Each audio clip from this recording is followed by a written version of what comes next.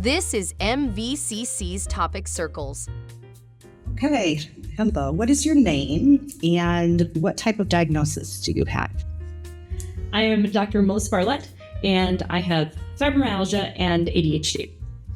And can you give us a brief story about how that affects you?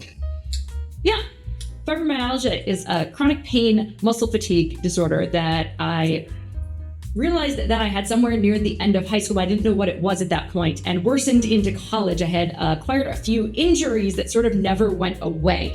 And then I had chronic pain in mostly my wrists and hands. And in college, I was a piano minor.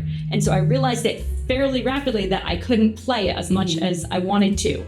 And I went looking for medical treatment, and that's when I found somebody who knew about fibromyalgia, and they tested me for it. And then as I went on to grad school, the fatigue side of it started to hit me a lot more. And I realized that I needed to take more breaks and do things like let my professors know that if I looked very sleepy in class, it wasn't necessarily their fault. And at that point, I actually found and registered with the Disability Services, and they were able to help me out with a number of things. So I had permission to type instead of write almost everything that I did, which was very important because my hands still were problematic and typing was much easier for me. And it gave my professors information about essentially how I functioned, a little bit more time to get things done, and the knowledge that the fatigue might happen. And I thought that was very helpful. I have over time since then done a lot of things with my lifestyle that make my fibromyalgia sort of less noticeable, certainly, and less problematic. But it does mean that I need to be careful not to overextend myself at various points in time. So with your ADHD, how does that affect you?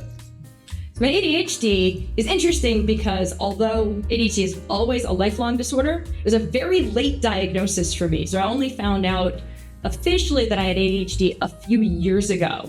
And mostly it was because I had started doing a lot more work that required executive functioning. Things where you have to sit down and plan and follow a very specific set of instructions and make sure things are fitting correctly into a schedule, and none of it was working. And I was able to sort of put together the pieces from things that I knew, and especially having worked with students with ADHD, that it made sense that those things described me as well. And so I was able to get diagnosed with that.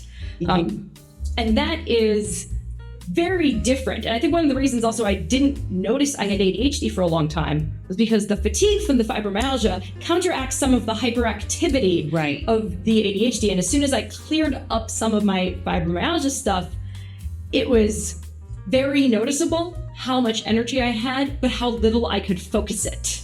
So a lot of people say that like ADHD, if you just, clean up everything and eat right, maybe that'll go away. And I'm like, no, mine got worse because I suddenly was able to realize it.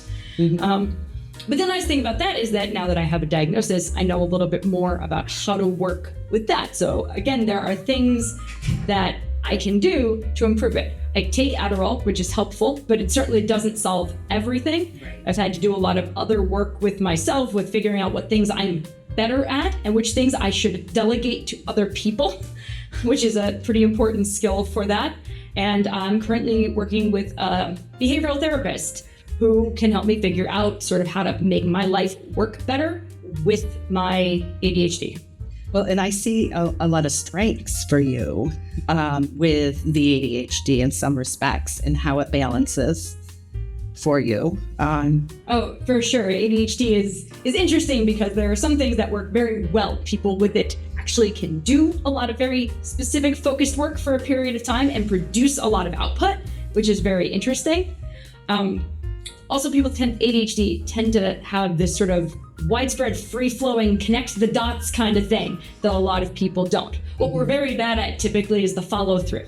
So I tell people I'm kind of an 85%er. I'm very good at getting to about that far, and then I need somebody to push me to the last part of whatever I'm doing.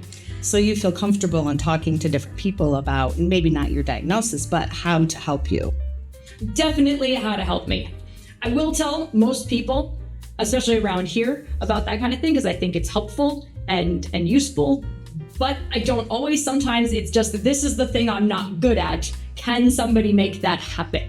So I know if, for instance, something requires a whole bunch of phone calls, that thing should not be my job. I'm bad at figuring that out, remembering to do it at appropriate hours. People don't like to be phone called at like after 9 o'clock at night, usually when my brain goes, oh, right, I should do something. So figuring those things out is important. So is there one thing you want the world to know about your disability, or what would you tell people in general if they thought they had ADHD or fibromyalgia? Certainly in both cases, they are somewhat invisible disabilities that people don't always recognize, and in some cases don't always acknowledge exist. So first of all, knowing that if you think something is hard for you or problematic, it probably is. And it's worth trying to figure that out and get diagnoses, even if you aren't going to specifically use the things that come along with them. I don't really need a lot of accommodation, but I need to know what I'm working with. And then to essentially believe people when they tell you what they need. Because a lot of times that's, I say, this is not the thing I should do. Let's find a way to work around that. Is certainly better than having me try to do something that's hard and is going to take up more of my time and energy, of which is limited. Right. And this is not going to go away for you. This is something it's a chronic situation, so you will have this probably the rest of your life. Oh, absolutely. I expect there are definitely things that can improve. You can find the skills to work with certain things, but the actual disabilities don't change. So I always know some aspect of it is going to pop up somewhere, and being sort of ready for that unexpected thing is a big part of it. And education, knowing what it is and how to handle it and where you can go, like you mentioned, the behavioral specialist. Oh yeah, for sure. I like knowing how things work. I'm a scientist, so it's one of my things. Absolutely. But even if you're not at that level, knowing a little bit about how the brain and body process this stuff helps you understand what the outward symptoms of that are, and it helps other people understand how to be helpful. So part of what the behavioral therapist helps you with is, well, which things work well, why, and how can we try something different when it doesn't? Trying the same thing over and over again is never going to work right. So trying something that maybe I didn't think of or in a different way is the best way to do things. Is there anything else that you can think of that you are doing or using that has been helpful to you? I think for me, digital devices have been an absolute godsend. I don't know how people survived when things were only on paper. In fact, I don't let people give me pieces of paper because they get lost somewhere in my life. But if things are in the cloud, they are on every device I have, and I can figure out where they're at and keep track of them. And if my calendar tells me to go someplace, I can go there. Right. And then also use that to help manage my other stuff. If I look at my calendar and say, oh man, this day is awfully busy for me, I also know that I need to counter manage some of the executive functioning and the physical processes. I can't just sit in a desk chair all day. I will be in pain and unable to work. Right. Thank you, Melissa, for being here today and helping us to understand what your disability is like. Absolutely. I'm always glad to share and help out other people.